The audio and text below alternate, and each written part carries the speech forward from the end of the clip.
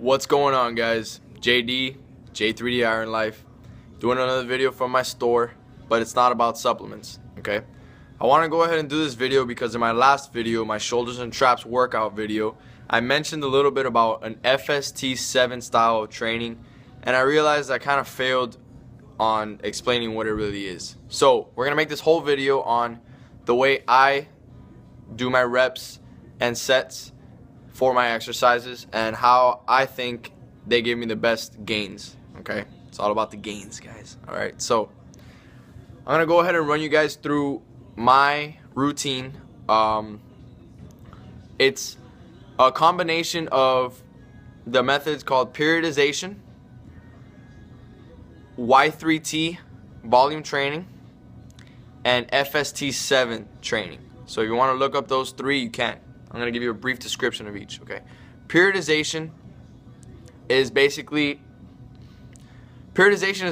you choose one span of time. Usually when you look it up, they're going to recommend that you use 3 to 4 weeks of working out in one set rep range. So let's say 3 to 6. Then the next 3 or 4 weeks, you switch to 6 to 10. Then the next 3 or 4 weeks, you switch to 10 to 15, and so on and so forth. You see the trend, okay? Y3T is almost the same as periodization. It was developed by Yoda Hill, which was the bodybuilder, Flex Lewis's coach, his coach. Y3T training is basically a three-dimensional approach to training, which is you choose one exercise, you create this arsenal of exercises for every time that you work out, where one exercise is specifically for one rep range, then the next exercise for a different rep range, then another exercise for another rep range, okay? So you're hitting different rep ranges within each exercise or workout. And then FST7 style training, FST stands for fascia stretching training. 7 is because in the last exercise you're going to do 7 sets. I'll get into that now.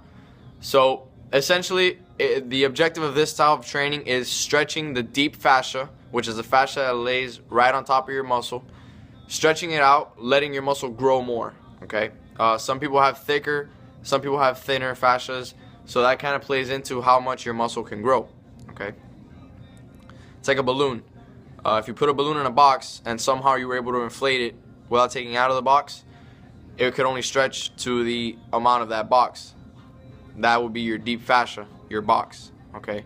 But if, let's say, you were encase one balloon inside of another balloon and try the same thing, it'll be able to grow more because that thin fascia, that external balloon, is more pliable, can expand more, okay? So that's a little example. So FST7 style training, essentially you do the traditional 3 to 4 sets for 3 exercises. Then the last exercise, instead of doing just 3 to 4 sets, you do 7 sets with minimal rest. So about 30 to 40 seconds in between sets of rest.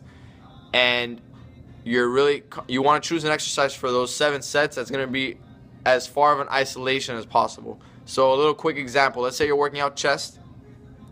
You start your chest with incline bench press like I do. You do incline bench press 3 to 4 sets. Then you go ahead and do regular hammer strength chest press or flat bench press for 3 to 4 sets. Then if you're like me, I want to grow my upper chest, so then I go to hammer strength incline bench press. I do that 3 to 4 sets, and then I choose cable crossovers or the pec deck fly machine, which is an isolation movement for your chest, for those 7 sets that I'm going to be doing of the FST7 style training. So that's going to give me the most stretch and isolated contraction as possible. FST7 style training, okay? So now that I've explained a little bit of all 3, we'll go into what I created as a routine for myself. It pretty much mixes all 3, like I said at the beginning. I went ahead and did this because if you notice in the explanation that I gave for each one, this brief summary of each one, the one consistent thing is going through different rep ranges, okay?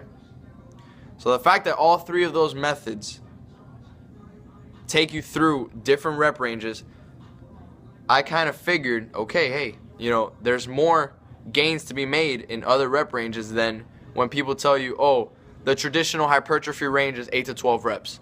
Or, oh, if you're a natural lifter, you need to be training heavy. You need to be training 3 to 7 reps because that's the only way you're going to grow. Or other people that tell you, no, the gains are in the volume, so always do high rep because it's easier to get volume that way, which is true.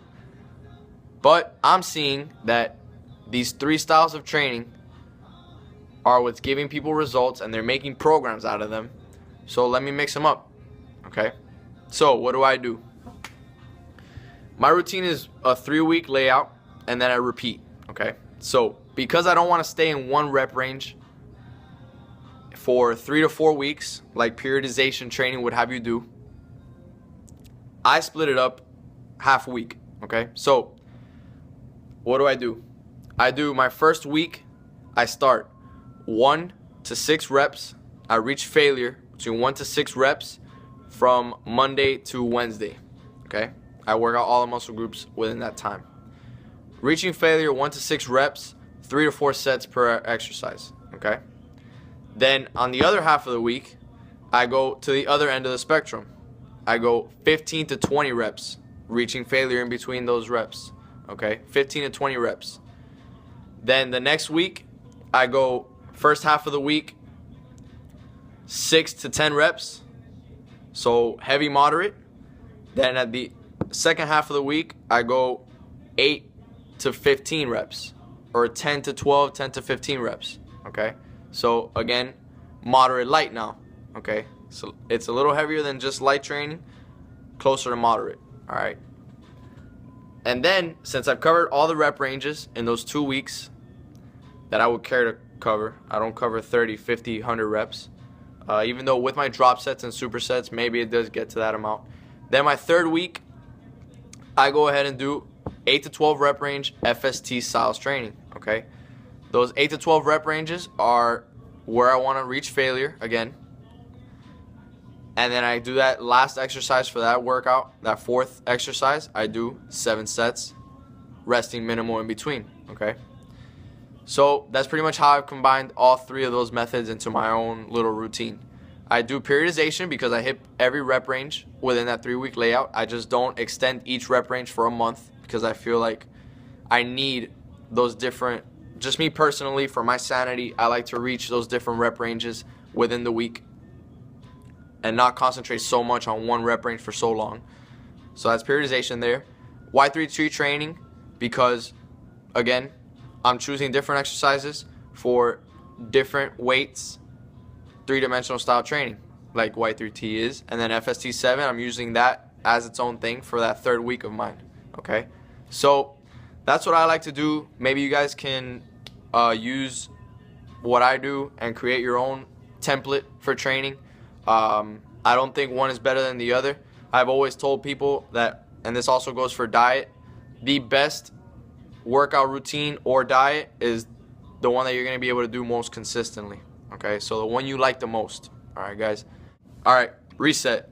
Sorry, guys. You're going to see that I cut the clip here. It's because I started talking about reaching failure. I'm just going to leave that for another video because this video is going to be way too long as is. So hope you guys got a little bit of knowledge about training from what I do for myself. Hope it helps you guys create your own consistent, enjoyable routine.